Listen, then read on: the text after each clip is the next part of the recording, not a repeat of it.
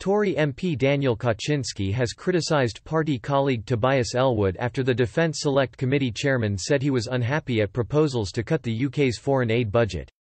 Bournemouth East MP Mr Ellwood said he was deeply concerned at the impact cuts to foreign aid would have on UK influence around the world, and warned China was all too ready to fill the vacuum. Earlier Mr Ellwood had taken to social media to voice his concern after widespread reports that the UK's foreign aid budget, which totals £17 billion annually, could be scaled back dramatically after the merger of the Foreign and Commonwealth Office (FCO) and the Department for International Development (DFID). He tweeted, "I will not support this. It's short-sighted in failing to appreciate how well-targeted aid can strengthen relationships and open up new markets, thus helping the Treasury." Reacting to Mr Ellwood's post, Mr Kaczynski told Express, "I am very concerned that the chairman of the Defence Select Committee Tobias Ellwood is questioning publicly on his Twitter any notion of reducing foreign aid. I think this is very wrong, very dangerous, and at this time of national crisis we have to massively reduce international aid but make sure it is spent on things that benefit the United Kingdom but also the global community. So bring more of the international aid budget into laboratories and research centres here in the United Kingdom on dealing with diseases, for example research into HIV, all the things that affect the United Kingdom that also affect third world countries. So whether it is to do with medical research, whether it to do with planning innovative research into agricultural practices, and making greater yield and production costs, all of those things can be utilized to the benefit of the United Kingdom whilst also long-term having a beneficial effect on third world countries."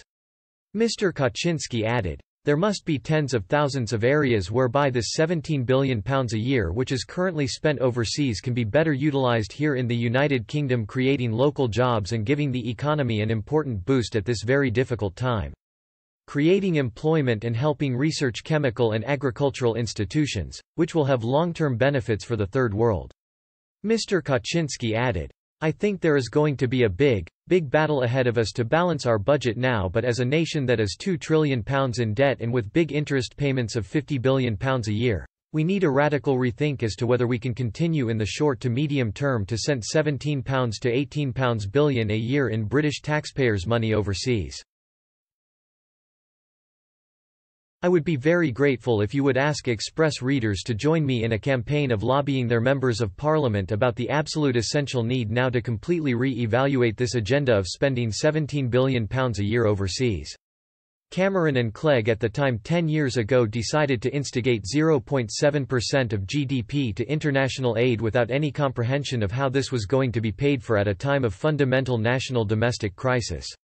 Mr Ellwood, while not directly responding to Mr Kaczynski, told Express, "There is a bigger picture here, there is an internationalist element which I tend to focus on. Britain's reputation across the world is actually formed in a large part by our soft power, how we stand up for the international rules-based order, and that is done through our aid budget. We don't see the benefits of that so vividly here in the UK, and it is understandable that there could calls see the budget reduced. But we are missing a trick in appreciating that we need to advance and develop new markets. I want to see the aid budget work in tandem with our security budget to support countries upstream, strengthen our bonds and develop trading partnerships. That would make far better sense and be more of a logical strategy than simply cutting the budget in the first place." Mr Ellwood, who is also a member of Parliament's China Research Group, also stressed a second aspect, which he said was just as important. He said, "There is a real reason why we want to tackle poverty and poor governance across Africa and the Middle East. When we pull out, when we drop back, others then follow suit and we leave a vacuum, and that leads to terrorism, extremism and indeed even hostile states such as Russia and China filling that vacuum and pursuing a very different agenda. There are now dozens of countries which are now ensnared in Chinese debt with their One Belt, One Road program and long-term commitments, which mean they can no longer criticize China and then have to become subservient to China's thinking. And that is actually fueling a bipolar world, which again is not in Britain's interests.